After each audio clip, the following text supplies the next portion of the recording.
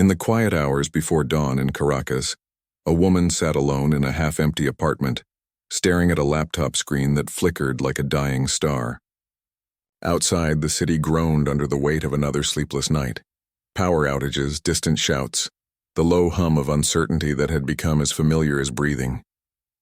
On her screen, lines of data scrolled endlessly, graphs of distant planets, chemical signatures from atmospheres light-years away, calculations that once made her heart race with wonder. Now they just felt like ghosts. She had spent over a decade chasing answers in the sky.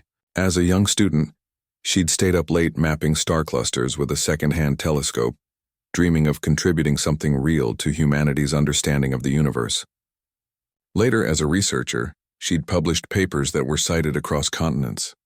Colleagues from Europe and North America had invited her to speak at conferences, not just for her findings, but for the way she could explain the cosmos with both precision and poetry. Back then it felt like the universe was opening its arms to her, but that was before everything began to fall apart. Not out there among the stars, but right here on the ground. The university where she worked had once been proud, its astronomy department buzzing with students in grant-funded projects. Now the labs were dark more often than not. Equipment sat unused because there was no money for repairs. Libraries ran out of basic journals. Professors left in waves, some for better jobs abroad, others simply because they couldn't feed their families anymore. She stayed longer than most, stubbornly clinging to the hope that things would stabilize. She taught classes with no textbooks, used her own phone to project star maps, and printed handouts on recycled paper.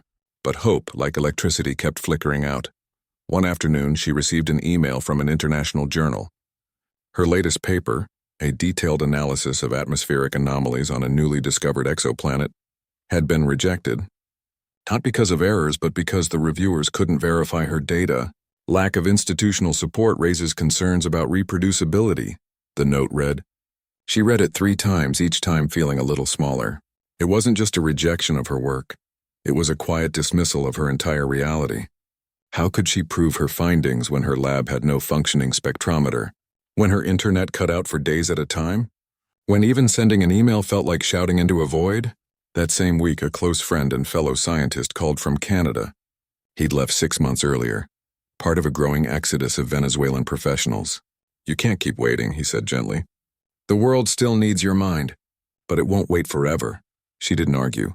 She'd already started packing a small suitcase in her mind, just enough clothes, her passport, a flash drive with years of research, and a single framed photo of her parents, long gone but never forgotten. Leaving wasn't easy. Her neighbors watched with sad eyes as she sold her bookshelf, her coffee maker, even her winter coat, though Venezuela rarely saw cold.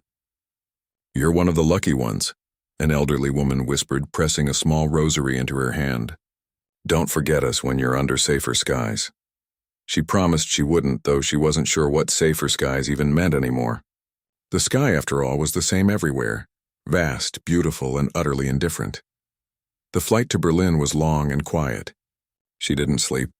Instead, she stared out the window at the endless dark, dotted with stars that seemed both close and impossibly far. She thought about how as a child she used to believe that if you wished hard enough on a star, it would listen. Now she wasn't sure if anything listened at all. Not the government that had abandoned its scientists. Not the academic world that demanded proof she could no longer provide. Not even the universe she'd devoted her life to understanding. When the plane touched down, the cold hit her like a wall. She pulled her thin jacket tighter and followed the crowd through immigration, her heart pounding with every step. She had a temporary visa, a contact at a refugee support center, and no real plan beyond survive. The city outside the airport was orderly, clean, and strangely silent compared to Caracas. People moved with purpose, eyes forward, wrapped in coats and routines. She felt like a ghost walking among them, present but unseen, speaking a language that sounded foreign even to her own ears.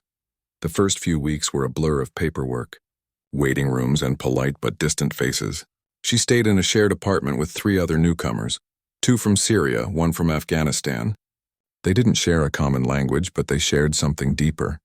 The look in each other's eyes that said, "I used to be someone." "Do you see me now?" At night, she lay awake listening to the hum of a foreign city, wondering if she'd made a mistake. Maybe she should have stayed. Maybe pride wasn't worth this loneliness. She applied for jobs, research assistant, data analyst, even translator, but got the same polite rejections. Your qualifications are impressive, one email read, but we require local certification.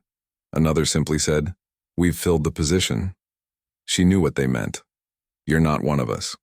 Not yet, maybe not ever. Out of options, she took a job cleaning science buildings at a local university.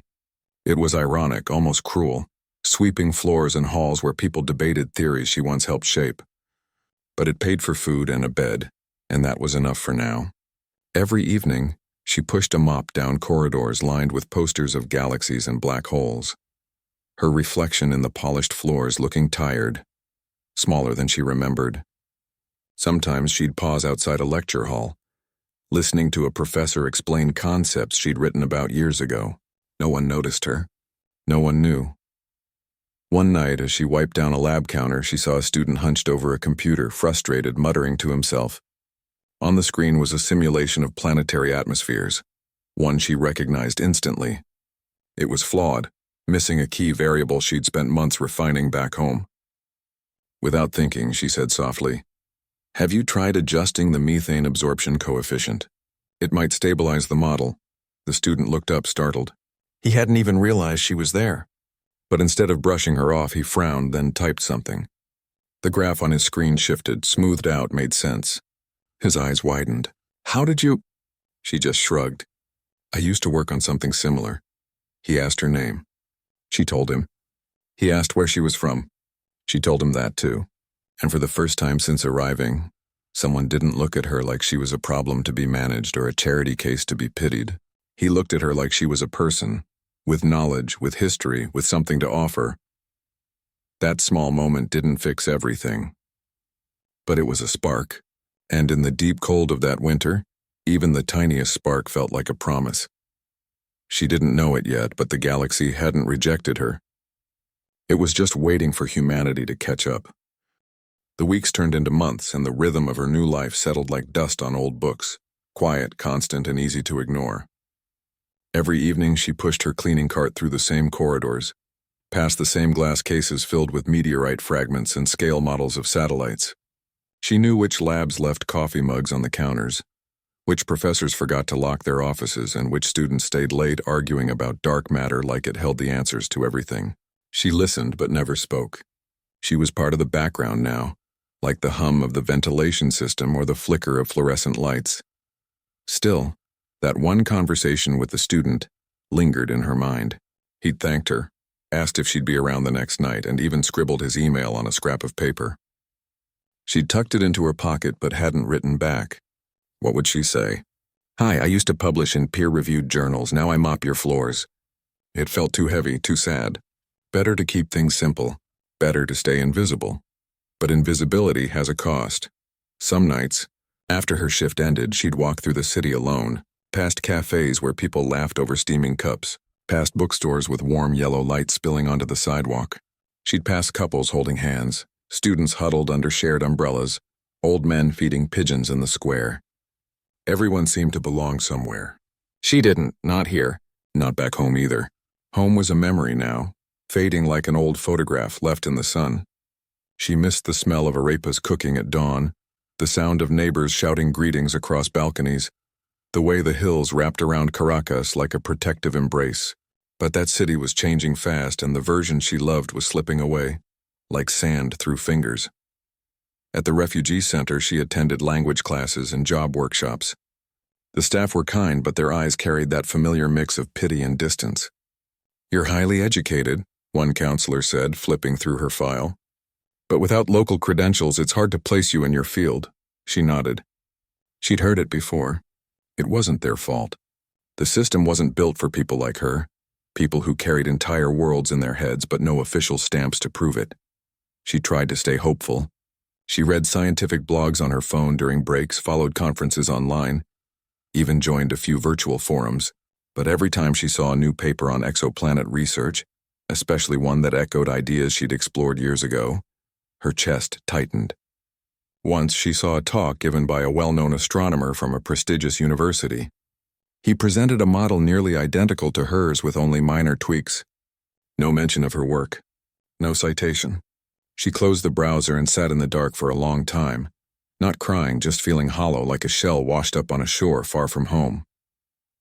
The worst part wasn't the rejection. It was the silence. Back home, even when things were hard, there was always someone who understood. The colleague who stayed late to troubleshoot a calculation. The student who brought her coffee during all-night observation sessions. The friend who'd call just to say, "Your work matters." Here, no one knew what she'd lost. No one saw the years of late nights, the rejections she'd overcome, the quiet joy of solving a puzzle no one else could crack. To most people, she was just the cleaner. Polite, efficient, forgettable. One rainy Tuesday, she found an old astronomy magazine in a recycling bin outside the physics building. The cover showed a stunning image of a distant nebula, glowing in purples and golds. She took it home, not because she needed it, but because it felt like a message from another life. That night, she spread it on her small table and traced the spiral arms with her finger, remembering how she used to explain to students that every atom in their bodies came from stars like these. "We're made of stardust," she'd say. Now she wondered if stardust could feel lonely. Her roommates noticed her quietness. The woman from Syria, who worked at a bakery, started leaving extra pastries on the kitchen counter with a note. "For you. Eat. You're too thin." The man from Afghanistan, a former teacher, would sometimes sit with her in silence, sipping tea as if just sharing space was enough. They didn't ask for her story. They just let her be. And in that small apartment, filled with the smells of cumin, cardamom, and shared exhaustion, she began to feel something fragile return. Not belonging, not yet, but the possibility of it. Then came the email. It was from the student she'd helped months ago. He hadn't given up. He'd mentioned her suggestion to his advisor, who'd been intrigued enough to look up her old publications. Now they were working on a project that needed exactly the kind of modeling she'd pioneered. "We'd love your input," the email read. "Even if it's just a coffee chat." No pressure, she read it 5 times. Her hands shook. For days she debated whether to reply. What if they realized she wasn't who they thought? What if she sounded rusty, confused, out of touch? But then she remembered the pastries on the counter, the quiet tea sessions, the way the student had looked at her, not as a cleaner, but as someone who knew something valuable. She typed a short reply. "I'd be honored to talk." They met in a campus cafe on a gray afternoon. She wore her best sweater, the one without holes, and arrived early, sitting in the corner with her hands folded tightly. When they walked in, 2 young researchers, earnest and slightly nervous, she stood up too quickly, knocking over her water glass. They laughed, not unkindly, and helped her clean it up.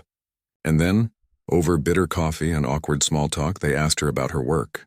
Not her visa status, not her cleaning job, her work. She spoke slowly at first, choosing words carefully, afraid of sounding foolish. But as they asked questions, real, thoughtful questions, something unlocked inside her. She described how she'd adjusted atmospheric models to account for unexpected methane spikes, how she'd cross-referenced telescope data with ground-based simulations, how she'd learned to trust anomalies instead of discarding them. Their eyes lit up. "That's exactly what we're missing," one said. For the first time in over a year, she didn't feel like a ghost. She felt seen. They invited her to a small research group meeting the following week. Just to listen, they said. She went, sitting in the back, heart pounding, but no one treated her like an outsider.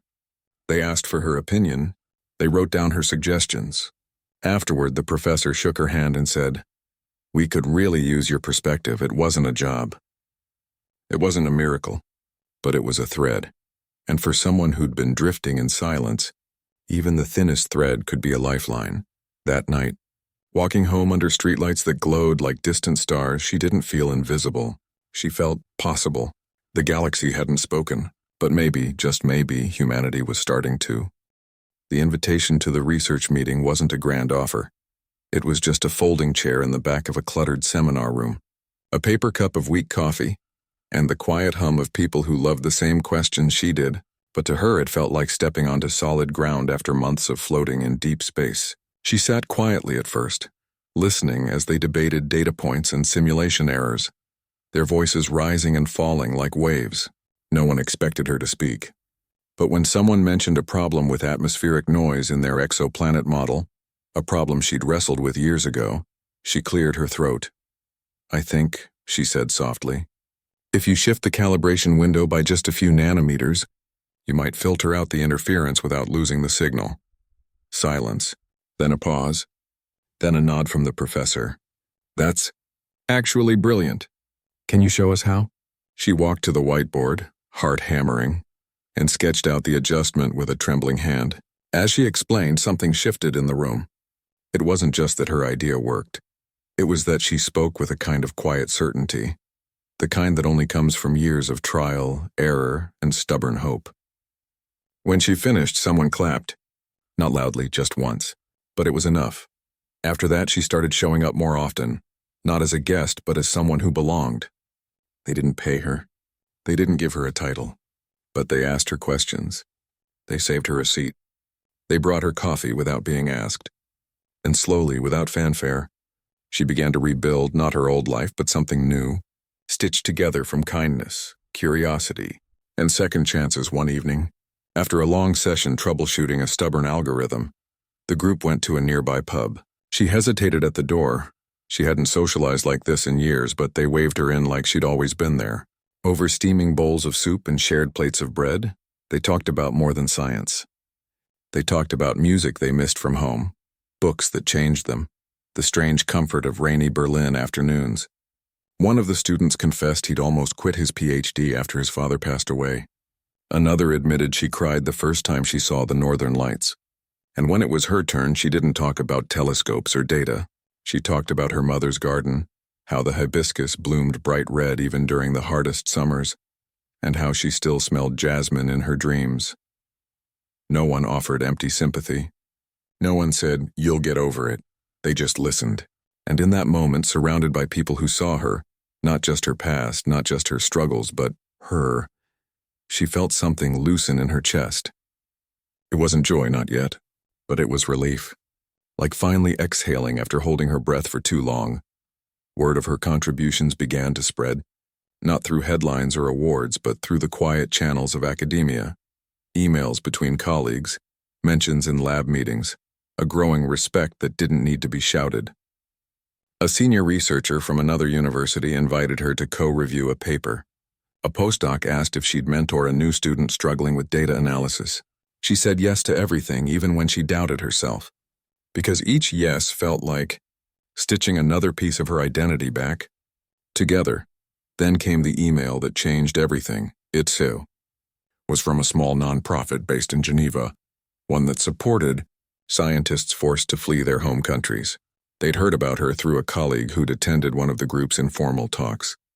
"We believe your work deserves to be seen," the message read, "and your voice deserves to be heard." They offered a 6-month fellowship, a modest stipend, access to research tools, and, most importantly, official recognition that would help her regain her professional standing.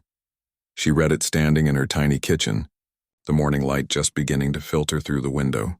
Her hands shook. She called her roommate from Syria, who hugged her without asking why.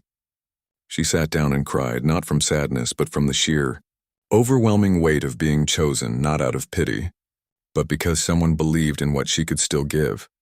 The fellowship wasn't glamorous. It didn't come with a fancy office or a big title. But it gave her something far more valuable: legitimacy. With their support, she updated her old models using open-source software, collaborated with researchers across 3 continents, and finally published a new paper. This time her name was on it. Her institution was listed as Independent Researcher, supported by the Global Science Resilience Initiative. It wasn't her old university, but it was real. It was hers. The day the paper went live, she walked through the city in a daze. She passed the same streets she'd once walked feeling invisible, but now everything looked different. The gray buildings seemed softer. The strangers on the sidewalk didn't feel like walls. They felt like people, each with their own hidden stories, their own quiet battles, their own moments of grace. She bought a single croissant from her favorite bakery and ate it slowly on a park bench, watching pigeons argue over crumbs. For the first time in years, she felt like she was part of the world again, not just passing through, but in it. But she didn't forget where she'd been. One afternoon, She visited the refugee center where she'd once filled out forms with numb fingers. She asked if they needed volunteers for science tutoring. The coordinator's eyes lit up. "We've been trying to start a program for kids who loved school back home," she said. "But we can't find anyone who speaks both the language and the subject." She started the next week.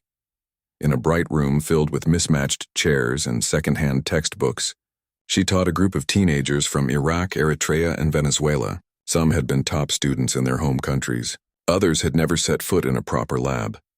But they all shared that same spark, the hunger to understand, to create, to matter.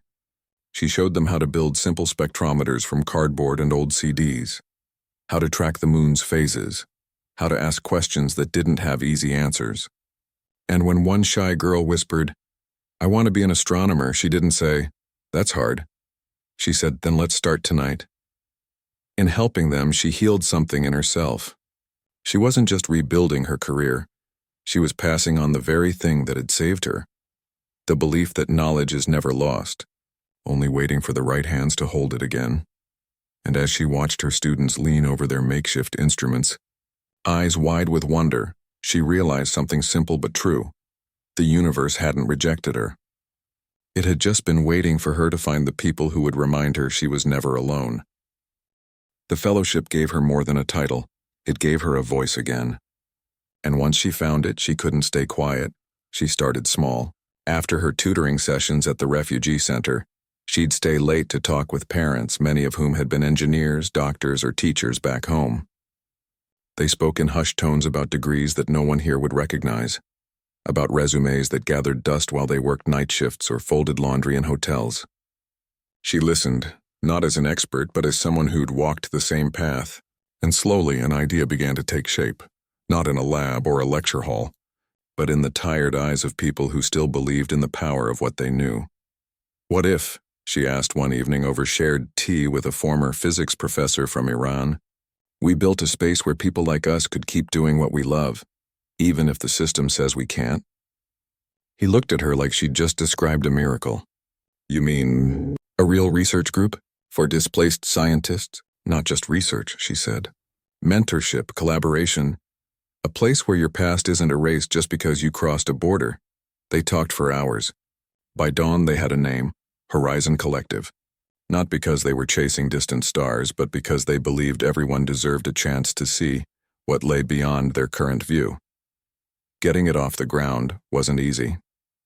There was no funding at first, just borrowed laptops, donated office hours, and a lot of stubborn hope. She used her fellowship stipend to cover printing costs. A sympathetic librarian let them use a back room once a week. Students from the university volunteered to translate documents or help with coding. It wasn't polished. It wasn't perfect. But it was alive. The first meeting drew 6 people. A chemist from Yemen who'd worked in water purification. A mathematician from Ukraine who taught calculus to kids in shelters. A biologist from Colombia who studied soil health in war-torn regions. They sat in a circle, nervous at first, unsure if this was real or just another dead end. But then someone shared a problem they'd been stuck on for months, and 3 others leaned in with ideas. By the end of the night, they'd sketched out a joint proposal for a low-cost air quality sensor that could be built with parts from local electronics shops. That night, walking home through the quiet streets, she felt something she hadn't in years. Purpose that wasn't tied to a title or a publication. It was deeper. It was about connection, about turning isolation into community, one conversation at a time. Word spread fast. Within months, Horizon Collective had over 30 members. They met in libraries, community centers, even someone's living room when the rain poured too hard. They didn't wait for permission to do science, they just did it. One group developed a mobile app to help farmers in refugee camps identify crop diseases using phone cameras. Another created a simple water testing kit using household materials. None of it was flashy, but all of it mattered. And then, something unexpected happened. A science journalist heard about their work and wrote a short feature. Not in a major newspaper, just a local online magazine, but it caught the eye of a foundation that funded grassroots innovation. They invited Horizon Collective to apply for a small grant. The application was long, full of questions about impact metrics and sustainability plans. She stayed up for 3 nights filling it out, fueled by instant coffee and the quiet determination of everyone who'd trusted her with their stories. When the acceptance email came, she didn't cry. She laughed, a real deep laugh that startled her roommate in the next room. The grant wasn't huge, but it was enough to rent a small office, buy a few decent computers, and pay a part-time coordinator. Most importantly, it gave them legitimacy. Universities started reaching out. A few even offered lab space or guest lectureships to members. One former teacher from Sudan was invited to co-teach a course on environmental science. A young coder from Afghanistan got an internship at a tech nonprofit. She watched them step into these new roles, not as refugees, but as experts, as equals. And every time someone said, "This changed my life," she remembered the night she'd almost thrown away her flash drive, convinced her work meant nothing. Now she knew better. Her own research flourished too. With stable internet, proper software, and collaborators who respected her mind, she refined her exoplanet models in ways she'd only dreamed of before. She presented at a small international conference, her first in 5 years. Standing at the podium, she didn't talk about distant galaxies. She talked about resilience, about how knowledge doesn't vanish when borders close or labs shut down. It just waits, for a hand to pick it up, a voice to speak it, a community to carry it forward. After her talk, a woman approached her, eyes glistening. "I left Nigeria 2 years ago," she said softly. "I was a geologist. No one here believes I know anything about rocks." She paused. "But after hearing you, I think I'll start again." That moment stayed with her, not because of praise, but because it mirrored her own journey. She wasn't just rebuilding her life. She was helping others rebuild theirs.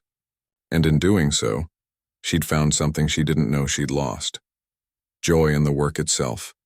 Not for recognition, but for the simple act of sharing what you know with someone who needs it. One Saturday, Horizon Collective hosted an open house. Families came. Kids with notebooks, parents with cautious smiles, elders who remembered universities and cities now in ruins. They set up demo stations. A telescope pointed at the moon, a 3D printed model of a virus, a soil testing kit made from recycled bottles. A little girl, no older than 8, stood wide-eyed in front of a star map. "Is that where we live?" she asked, pointing to a tiny dot. "Yes," she said, kneeling beside her. "Right there. And even though it looks small, it's full of people who care about each other." The girl looked up. "Like you?" She smiled. "Like all of us." That night, as she locked up the small office, now filled with whiteboards covered in equations, shelves of donated books, and a coffee pot that never seemed to run dry, she felt a quiet pride. Not the kind that shouts, but the kind that settles in your bones and says, "This is worth it." The galaxy hadn't spoken. But here on Earth, in a room full of people who'd been told they didn't belong, something far more powerful had taken root. A shared belief that no mind should be wasted, no voice silenced, no dream abandoned just because the world got hard, and that, she thought as she turned off the lights, was its own kind of stardust. The invitation arrived on a Tuesday, tucked between a grocery flyer and a reminder about her Metro Pass. It was thick paper, cream-colored, with elegant lettering that spelled out her name and the words, "International Award for Science and Human Dignity, Geneva." She read it 3 times before believing it was real, not because she doubted her work, but because for so long, she'd stopped expecting the world to notice. She almost didn't go.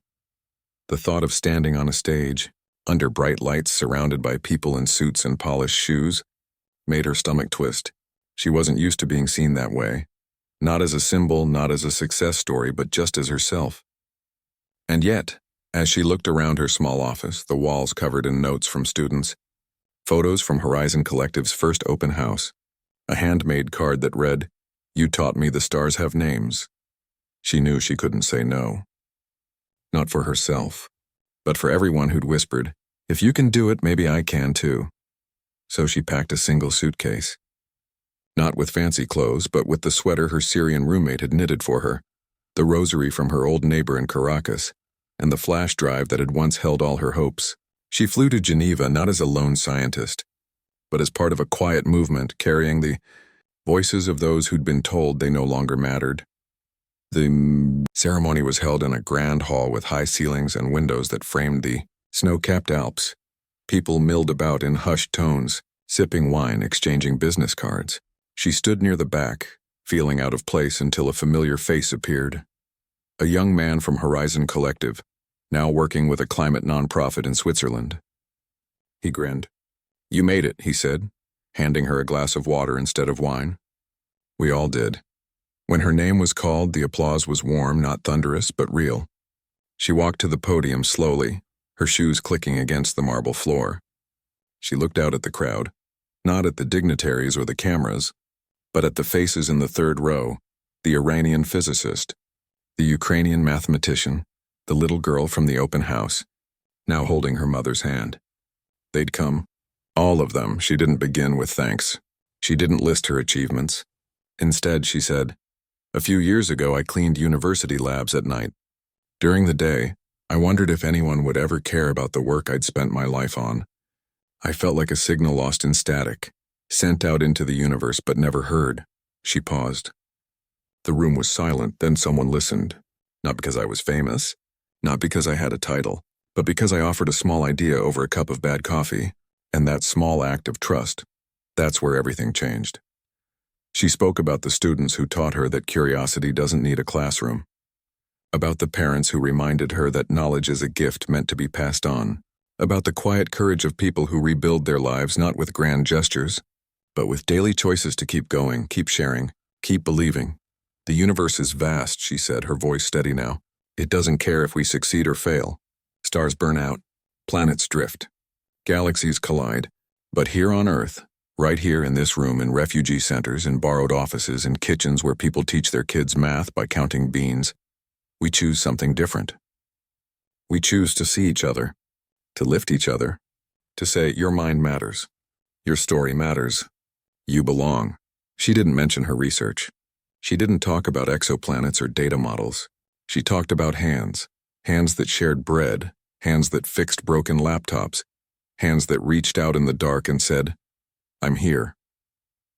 When she stepped down, the applause was different this time. Softer, deeper. People didn't just clap, they nodded. Some wiped their eyes. An older scientist, known for his cold precision, shook her hand and said, "You reminded us why we started doing this in the first place." After the ceremony, she didn't stay for the fancy dinner. She walked outside into the cool evening air, past the fountains and the quiet streets until she found a small park. She sat on a bench and called her roommate back in Berlin. "I did it," she whispered. "We knew you would," came the reply, full of sleep and pride. Back home a week later, nothing had changed, and everything had. The office was still small. The coffee pot still leaked. But now, when new members walked in, nervous, unsure, carrying the weight of displacement, they were greeted not with pity but with, "We've been waiting for you." Horizon Collective grew, not into a big institution but into a network, stretching across cities, languages, and borders. They launched an online hub where displaced researchers could share tools, find mentors, and collaborate without needing visas or fancy degrees. Universities began offering micro-credentials based on real contributions, not just paperwork. A few governments even started pilot programs to fast-track recognition for professionals forced to flee. She never became famous. She didn't want to. But in classrooms from Nairobi to Toronto, teachers began telling her story, not as a fairy tale, but as proof that brilliance doesn't disappear when the world turns its back. It just waits for someone to turn the light back on. One evening, as she locked up the office for the night, she found a note taped to the door. It was from a teenager who'd just joined their coding group. "You showed me I'm not broken," it read. "Just misplaced. Thank you for helping me find my place." She folded the note and put it in her pocket, next to the rosary and the flash drive. Then she walked home under a sky full of stars, stars that still didn't speak, still didn't care. But down here on this messy, beautiful, stubborn planet, people did. They listened. They reached out. They built bridges out of broken pieces, and that, she thought, smiling to herself as she passed a bakery glowing with warm light, was more than enough. The galaxy had never rejected her. It simply couldn't hold what she truly needed, not stardust, but human hands, steady, kind, and always willing to pull someone back from the edge. And in the end, that was the only embrace that ever really mattered.